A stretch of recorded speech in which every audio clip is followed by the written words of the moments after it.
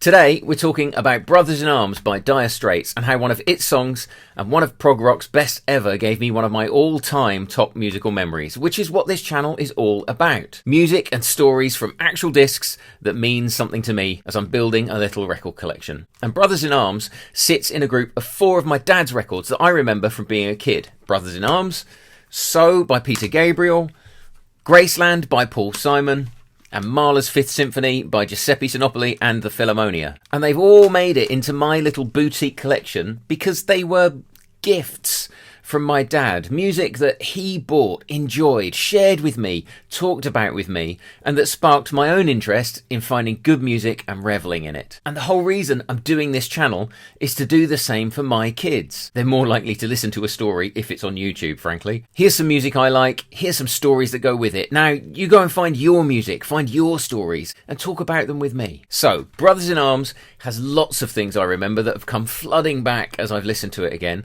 The most special memory of all involving a personal encounter with a prog rock legend, but I'll save that until the end. The start for this story is Dad coming back from the very nice hi-fi shop down the road in 1984 or 85 with a Marantz system with a CD player. CDs were literally brand new. Digital recording had just started happening, and Brothers in Arms was one of the first albums recorded entirely digitally.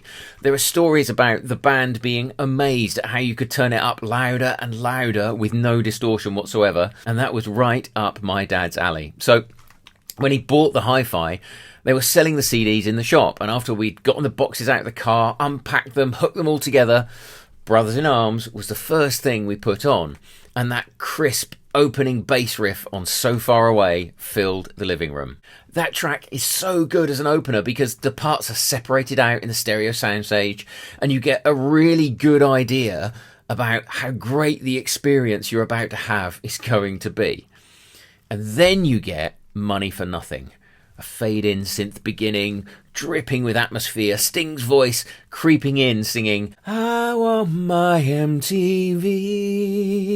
Building slowly, and then the drums start, that massive, iconic drum fill intro, building like a huge wave, the guitar joining in at the end, before the wave rolls and crashes into the main part of the song.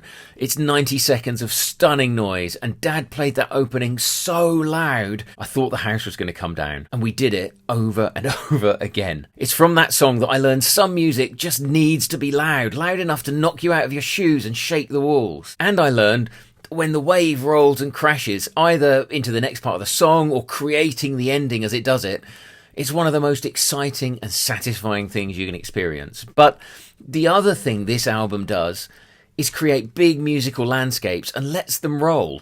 Most of the tracks are over 6 minutes long and just let the band riff on what they're doing. It's gorgeous.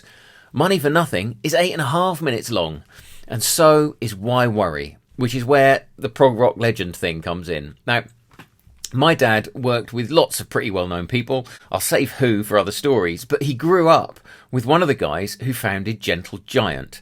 Throughout the 70s, they built a worldwide following for their eclectic genius, blending rock, classic folk, traditional and avant-garde joyfulness into stunning musical adventures. And Kerry Mania, classically trained pianist and composer, and one of the songwriters in Gentle Giant, was my dad's best man. And every now and again, he'd be at our house for a meal. As long as I live, I will remember him sitting at the piano after dinner one Sunday and playing Why Worry from this album. He sang softly and then made the piano shimmer with the gentle sound of that long coda riff that goes ding ding ding ding ding ding ding ding ding ding ding ding ding ding. It was spellbinding, calming, beautiful music, shared by a dear friend with love pouring all over it. It was 35 years ago, and I still think of it often. Whenever I sit and play the piano, I try to play like Kerry did that night. I don't think I've quite got it yet. But music can do that. Musical experiences we have decades ago can burn bright in our memories and in our souls. So this album will always be really special to me. If it's special to you, or you have a really powerful musical experience memory, tell me your story in the comments. And I'll see you soon for another one of mine.